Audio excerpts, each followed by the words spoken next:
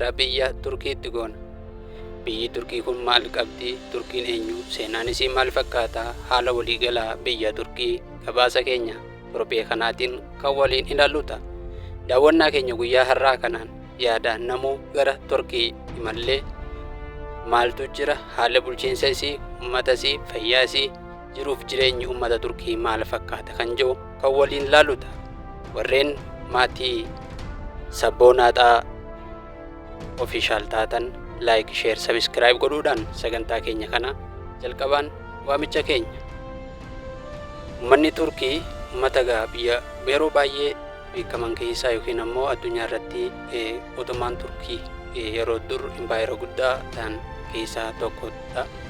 Amma immoo egaa impaayerichi kufeen booda biyyi Turkiin tun Turkii taate yookiin ammoo biyyoota hedduutti facaatee har'a biyyi Turkii jedhamtu kun qofti haftee jirti.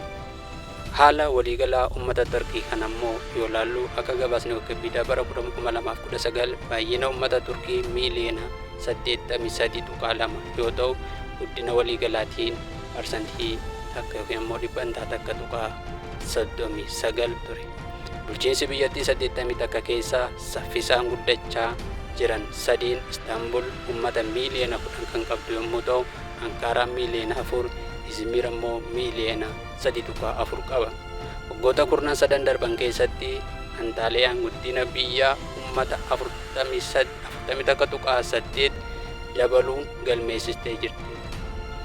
Kanuma keessaa 36.6 fi Istaanbul ammoo 3.3 takka galmeessiftee jirti.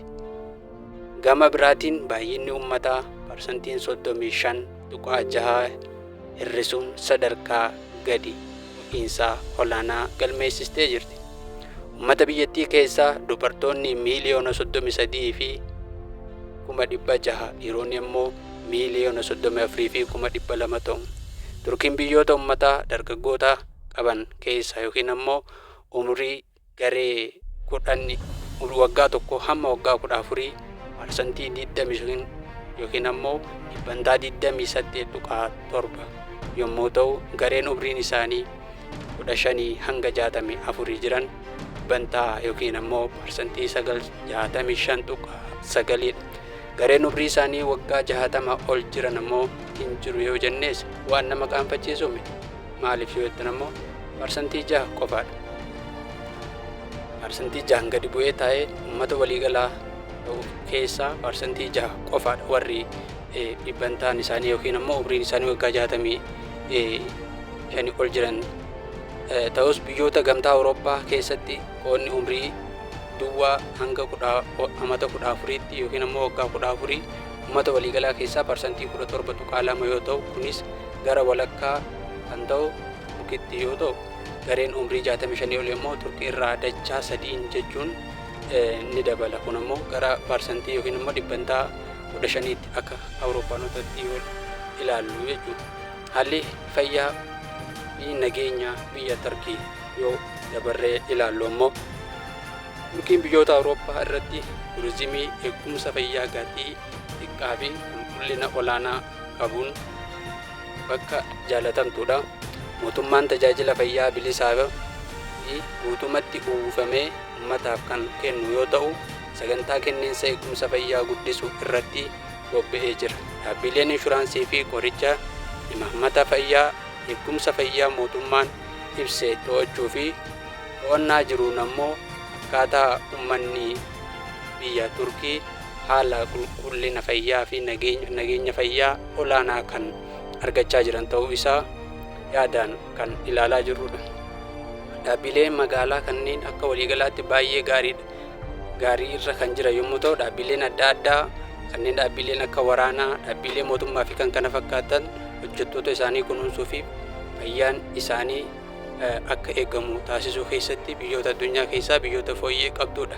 Akkasumas galmeen biyyattii wantoota biroo keessaa tajaajilli daa'immanii kunuunsa gahumsa duraa fi barnoota fayyaa waliigalaa irratti qabdu fooyyeessuu irratti xiyyeeffatte yookiin ammoo beekamtii olaanaadhaan kan hojjechaa jirtu ta'uu isaati. Gama biraatiin waa'ee Turkii gaafa qabnu immoo afaan isii maal dubbata yoo kan ilaallu immoo afaan hojii Turkii keessatti afaan Turkii yoo ta'u namoonni baay'inni uummata biyyattii keessaa parsantiin 90 afaan turkii dubbata. Afaan turkii kun turkii keessa kan dubbatamu yoo ta'u afaan urool yookiin altik yookiin ammoo warreen gartee godaansa afaanota godaansaa hojii wal qabatan keessaa yeroo adda addaatti jijjiirama keessa daddabraa kan dhufedha. Turkiin bifa ammayyaadhaan turkii Usmaaniyaa yoo taatu jechoota hedduu afaan Arabaa fi Faaris irraa illee kan fudhattee turtedha. Afaan kun afaan Azerbaaijaanii fi Turkmaanota Turkii waliin ta'uun loqoda Oogust jaarraa 11ffaa irraa eegalee beekaminirraa kan argamedha.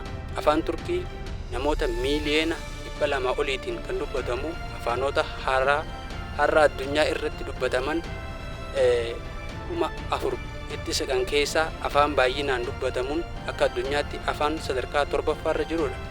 Turkoonni jaarraa 8ffaarraa eegalanii qubeewwan adda addaa hedduu fayyadamaa kan turan yoo ta'u kanneen yeroo dheeraaf turaniin garuu qubeewwan Giriikootaa, Ugur, Arabikii fi yookiin qubee afaan Arabaatii fi dhumarratti immoo qubee Laatiinii turan. Mustafaa Kamal sadarkaa qaroominaa yeroo ammaa galmaa'an ga'uuf yookiin ammoo galmaan ga'uuf kan kaayyeeffate bara 1928tti qubeewwan qubee Laatiin sagalee Turkii wajjin akka wal simsiifamu filataman qubee Arabaa osoo hin taane akka madaqfaman mirkaneessee jira. Akkasumas afaan Turkii jechoota Arabaa fi Faaris irraa qulqulleessuun caasluga salphaa fi jechoota qulqullinaan akka ta'uuf bara 1932tti hundeeffama waldaa qorannoo afaan Turkii jalqabaa yookiin ammoo hundeeffame. Waldaan kun boodarra waldaa afaanii Turkii jedhamuun kan moggaafame yommuu ta'u afaan Turkii yeroo ammaa kana biyyoota addunyaa yookiin ammoo ollaa biyyoota Turkii garaagaraa keessatti dubbatamaa jiru. Tarkaanfiiwwan barbaachisoo ta'anis fudhatamee afaanicha guddisuuf wantoonni hedduun irratti hojjechaa jira. Mootummaan Turkii waldaan kun bara 1983 kan gara mana marii olaanaa aadaa afaanii fi seenaa Turkiitti jijjiirame. Haaromsi afaanii Turkii kan ammoo yookiin milkaa'ina guddaa fi jaalatamaa. Kanarraa kan ka'e raashiyoota jechoota Turkii afaan barreeffamaa keessatti fayyadaman. Bara 1932 dura parsantii yookiin ammoo dhibbantaan 35 hanga 40 yoo ta'u har'a immoo dhibbantaa 75 irraa hanga 80 gaheetti jira. Amma immoo itti aansinee kan ilaallu amantaadha. Uummanni Turkii kun amantaan isaanii maali kan jiru yoo kan ilaallu yommuu ta'u daawwannaa keenya har'aatiin ammoo uummanni Turkii parsantii yookiin ammoo dhibbantaan 99 musliimoota yoo ta'an kanneen hafan parsantiin takka ammoo Yihuudoota, hawaasa warreen Ortodoksii, Kaatolikii fi Pirootestaantii, Asoorii fi hawaasa kiristaanaa biroo irraa kan ijaaramedha. Namni kamiyyuu bilisummaa amantii fi mirga amantii isaa raawwachuu ni argata. Biyya Turkii keessatti Turkiin biyyoota Riippaabilika Islaamaa yookiin ammoo biyyoota Islaamaa ta'uun isii ni beekama. Namni kamiyyuu sirna amantii fi sirna amantii akka itti waaqeffatuuf yookiin hirmaachuun yookaan amantaa fi amantii isaa mul'ifachuu dirqisiifamuu hin danda'u. Kana jechuun ammoo dhimmoota amantaa isaatiin ala immoo dhiibbaan kan akka biyyoota birootti irra hin geenye ta'uu isaati. Kana jechuun ammoo namuu akkaataa amantii isaatiin kan jiraatu ta'u. Haa ta'u malee seerri isii immoo irra olaanaan akkaataa seera biyyoota Islaamaatti kan bultu ta'uu isaati. Kana malees namni tokko sababa amantii ari'atamuu hin danda'u. Biyya Turkii keessatti waaqeffannaa irraa dhorkamuus hin danda'u. Kana jechuun mana sadagadaa beete kiristaanaa warri Pirootestaantis, Peentees, kan Ortodoksiis, Kaatolikis hundi isaaniitu bilisummaa amantii ni qabu jechuudha. Turkoonni yaadrimee amantii wal danda'uu kan quraana qulqulluu irratti hundaa'an kan amantii fi amantiin filannoo dhuunfaatti kan jedhu kan hordofan ta'uu isaati. Yaadni kun aadaa wal danda'uu fi keessummaa gadi fagoo jaarraa hedduuf uummata Turkii keessatti hidda gadi fageeffate ta'uun isaa immoo sirritti kan beekamu ta'a jechuudha. Sochii fi nageenya waa'ee Turkii immoo yoo ilaallu hiriyoota yookaan ammoo namoonni hin beekne yommuu nagaa gaafattu harka wal qabateeti yookaan ammoo marhabbaa hello jecha jedhuun kan wal dubbisan nageenya yookiin ammoo haalli waliin jireenya ummatichaa jechuu deebii nagaa naazliim yookiin iziim kan jedhu yookiin ammoo nagayaan qaba galatoome jecha jiru kan deebisan yommuu ta'u hiriyoota biratti ammoo nagaya gaafachuu booda waa'ee fayyaa maatii fi hojii nama tokko gaafii kan gaafatan ta'e. Kana keessatti ammoo Turkiin biyyoota nagaa fi haala sochii qabatamaa biyyoota addunyaa keenyaa keessa jiran keessa fooyyee qabdu ta'uun isii ni beekama. Haala maatii biyyoota yookiin ammoo haalli jireenya maatii biyyoota Turkii kana keessaa ammoo itti aansuun yommuu ilaallu keessattuu baadiyyaa keessatti gatiiwwan maatii addaa kan olaanaatu yoo ta'u abbaan hoogganaa maatii kan hin mormamnedha jechuun abbaan manaa isuma dhiiraa ta'ee mormii kan hin qabne akkuma biyya keenya bulchaa yookiin ammoo abbaan manaa tokko bulchaa mana sanii akkuma ta'utti biyya sanittis mirga akkasiitu jira jechuun. Kana jechuun biyyoota tokko faranjii biyyoota lixaa keessatti yoo ilaallu maatii san kan bulchu dubartiis ta'uu carraan jiraachuun isaa bal'aadha waan ta'eef miseensonni maatii gurguddoon Turkii yeroo baay'ee maatii guddaa ta'anii jiraatan kutaa maatiidhaaf ammoo amanamoodha. Namni tokko kophaa jiraachuu isaa baay'ee namni tokko kan kophaa jiraatu baay'ee xiqqaadha biyya san keessatti. Irra caalaan sababa dinagdeetiin haa ta'u malee keessummaa dhaloonni dargaggoonni akkas gochuu filatan. Bara 1920moota keessa dhorkame baadiyyaa keessatti seera ala ta'uun ni danda'ama. Dubartoonni mirga filannoo bara 1927 mirga wal hiikuu ammoo bara 1934tti yeroo seera siivilii hojiirra oolee argatanii jiru. Dubartoonni magaalaa keessa jiraatan hedduun mana alatti maatii isaanii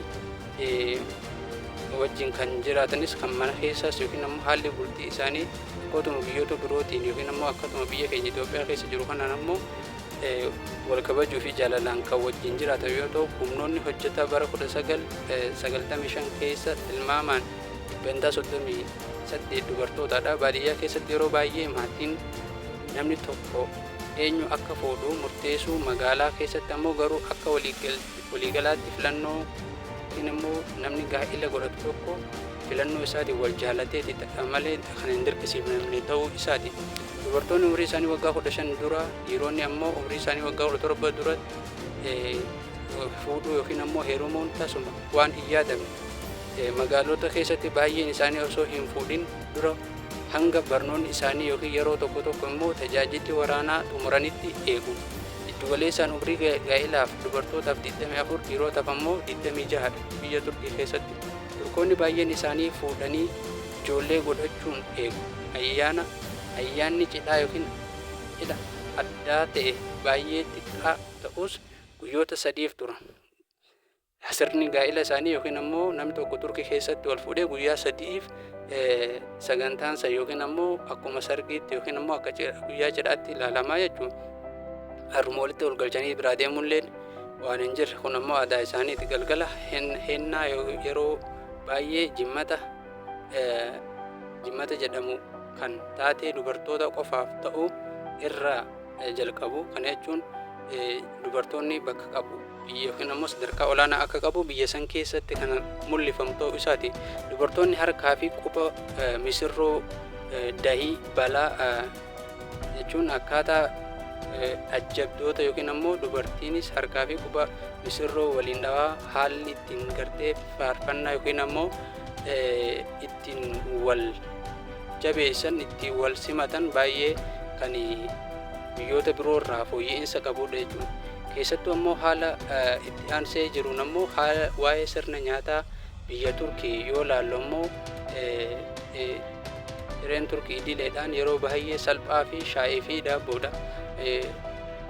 Daabboo adiidha. Daabboo dhadhaadhaan hanqaaquudhaan kan hojjetame damma zayitii fi kan of keessaa qabudha. Nyaanni inni guddaan guyyaa sana galgala kan nyaatamu yoo ta'u horsii hedduu of keessaa kan qabaachuu danda'udha yookiin ammoo sirna nyaataa adda addaa kan of keessaa qabu. Nyaanni aadaa Turkii miizee kan yookiin ammoo miiz jedhamu yookiin ammoo saanii yookiin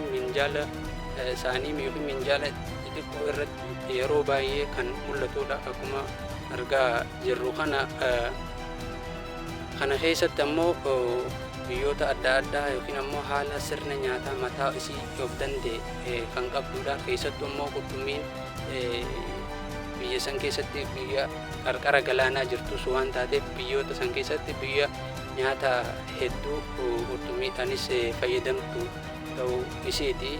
Akka gabaasni mul'isutti bunni Turkii yookiin ammoo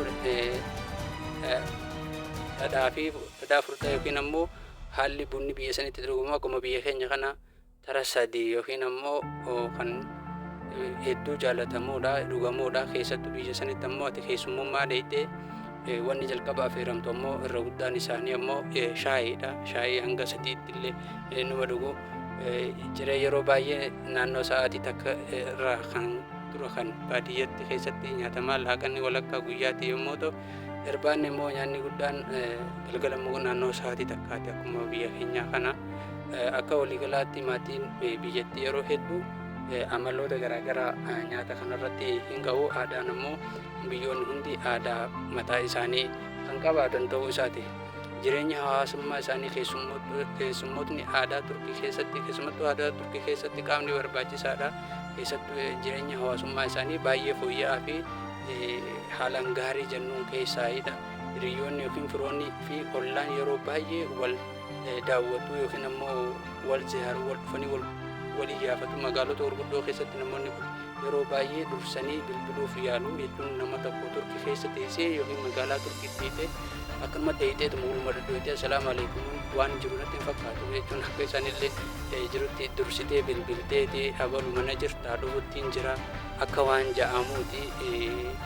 Yoo san godhuu baatte tarii akka waan keessummeeffamne fakkaata. Kanaafuu tarii manaas dhabuun ni tarii manaa dhahuun illee ni danda'ama waan ta'eef dursitee nama beeksisuun akka dirqamaatti kan ilaalamu. Uummanni Turkii ammoo uummata hedduu jaalala qabu, haala waliin jireenya hawaasummaa bareedaa qabu keessaa tokko akka ta'edha.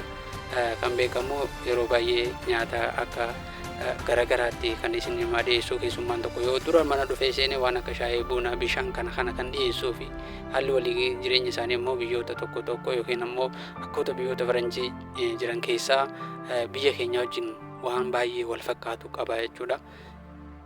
Gara bashannanaaf ispoortii isaanii haalli isaanii maal fakkaata kan jiru kubbaa miilaa ispoortii daawwattootaa fi hirmaattota baay'ee jaallatu uummanni Turkii. Turkoonni immoo yeroo garuu ispoortii biroo adda addaa kanneen akka kubbaa vooliiboolii yookiin kubbaa harkaa, kubbaa baaskeetboolii fi wallaansoo fi dambalii dabalatee irratti yeroo hedduu isaanii dabarsanii wallaansoo bara Usmaan yookiin ammoo mootummaa Usmaaniyaa irraa kaasee jaarraa hedduudhaaf ispoortii biyyoolessaa keessa kan ture ta'uu isaati. Waggoota 600 oliif dorgommii addaa magaalaa Idrinii keessatti gaggeeffamaa ture jira. Wallaansoo yookiin ammoo qabsoo kan jennuun kun sochiiwwan bashannanaa ijoo kanneen biroo maatii piinkii yookiin ammoo televezyiinii ilaaluudhaan mana simannaa dhaquu fi mana san keessatti yookiin ammoo kaafee yookiin iddoo mana nyaataa waliin ta'anii haasa'uu dabalatee yeroo baay'ee kan ilaalan yookiin immoo dubartoonni kaafee yookiin manneen nyaataa keessatti keessummaa baadiyyaa keessatti hawaasummaa isaanii xiqqaa ta'us shubbisni afoolaa aartiiwwan adda addaa biroos sochiiwwan boqonnaa kana keessaa qabu jechuudha. Ayyaana gama ayyaanaatti yoo ilaallammoo uummanni kun uummata amantii islaamaa qabudha. Akkaataa lakkoomsa ji'aatiin kan shalagamu yoo ta'u waggaadhaan garaagarummaa qaba. Ayyaanni islaamaa yookiin ammoo ayyaanni musliimaa iidaa inni guddaan tokko ayyaana guyyoota sadiif biroo ramzaan baayirii yookiin ayyaana ramadaanaa jedhamu kan biyya san keessatti beekamudha. Ayyaanni kun immoo guutuu addunyaa irratti uummata islaamaatiin kan kabajamu yoo ta'u kunis dhuma sooma ji'a tokko ramadaanaa irratti kan dhufudha. Ayyaanni isaan guddichi ayyaana biyya sanii jechuudha. Yeroo kanatti nyaanni jaalatamaan hedduu kalarfuul ta'e yookiin ammoo akka aadaa biyya saniitti inni qophaa'a. Shukkara waa hedduu of keessaa kan haguugame yoo ta'u afaan Ingiliffaatiin Turkish Diligeet kan jedhamu beekama. Ayyaanni Islaamaa guyyoota afuriif gurbaan Bayram yookiin immoo ayyaana aarsaa jedhamu yookiin immoo afaan birootiin immoo ayyaana Arafaa jennuun kana bara Nabi Ibrahim ajaja Rabbiitiin ilma tokkicha Yisaaq wareeguudhaaf fedhii qabaachuu isaa ittiin ibsuurraa kan kabajamudha. Akkasumas yeroo hajjii gara Makkaa kan agarsiisu yookiin immoo umraan ittiin godhamu ta'uu isaati. Biyya Riippaabilika Islaamaati jennee jira. Ayyaanni gurguddaan biyyoolessaa kan jedhaman isaan kana yeroo baay'ee bineensi tokko guyyaa kana aarsaa ta'uu danda'a yookiin immoo bineensa gisee jennu beelladni mana keessaa jechuudha. Rabbiin Nabi Ibraahimiin abboomuu agarsiisuu isaatiif mindaa ta'e ilma isaa dhiisee korbeessa yookiin immoo hoolaa akka aarsaa godhuuf ayyamu isaa agarsiisuu ta'a. Turkii keessatti ayyaanni shuklar yookiin immoo akkaataa kaalaandarii warra dhiyaatiin shalagaman ayyaanonni ofii isaa kanneen biroo guyyaa waggaa haaraa yookiin immoo Kirismas kan jedhaniin kun yookiin immoo gurraan dhalata akka biyya sanitti guyyaa abbaa biyyummaa biyyoolessa yookiin immoo Eebila 23 guyyaa daa'immanii wajjin kan wal simu guyyaan yaadannoo Aturk yookiin immoo guyyaa dargaggoota caamsaa 19 akka ni kabajama. Guyyaan injifannoo hagayya 30 fi guyyaan Riippaabilika biyyattii Islaamaa kan Turkii kan immoo 29 waxabajii 29 ni kabajama. Kanneen ayyaana biyyattiin san qabdudha.